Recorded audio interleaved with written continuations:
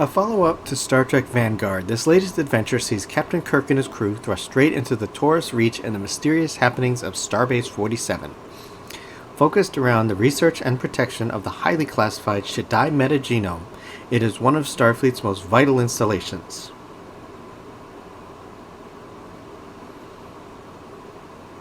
Set in the Star Trek universe before the Splinter, this series takes place after the Star Trek Vanguard series and its sequel quadrilogy, Star Trek Seekers.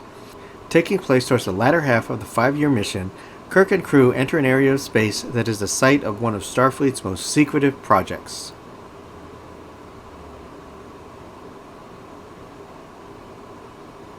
Set in the 23rd century, the story primarily follows Captain Kirk and his crew as they travel into the Taurus Reach.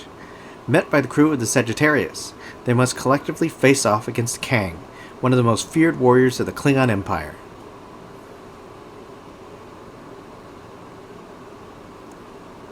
A prominent Federation scientist has gone missing.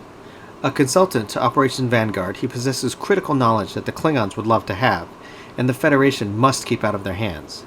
His last known location was the world of Colossi 3, in the mysterious Taurus Reach, and it is only a question of which side will reach him first.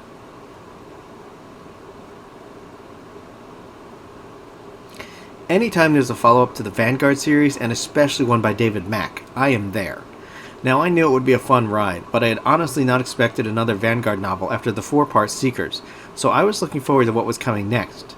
The Vanguard series was a parallel story set during the TOS era when a discovery that could affect the known galaxy is made in the form of the Shedai Meta Genome, a complex secret with almost unlimited power. Desiring to control it, the Federation, the Klingons, and the Tholians vie for its secrets. As a side story for the most part, it had original characters, some of which had been seen in Trek before. However, this was, to my recollection, the first time that Captain Kirk and his crew had been involved in the classified goings-on of Operation Vanguard. It was particularly funny seeing Captain Kirk early on being quite frustrated with being on the other side of the fence, so to speak.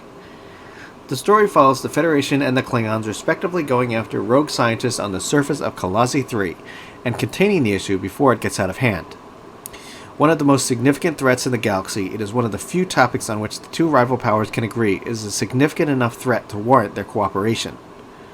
Well written, with a sufficiently disguised set of twists and turns, the book makes use of both the regular and guest characters, having each of them stand on their own and work well as a group. Divided between the planet below and the ships above, the two groups work simultaneously against and in concert with each other to solve the problem at hand. I'd have to say that for a single self-contained book, it was really good.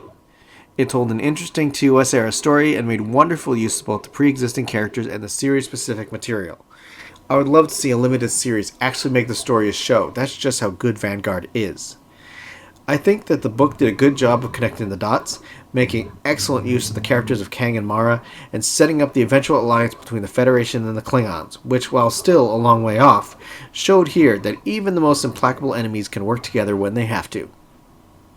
You don't have to have read the previous books to enjoy this one, though it does provide some background. Nevertheless, it's an entertaining story and one I would highly recommend. Thanks for watching. If you liked it, click the subscribe button and leave a comment below. Meow.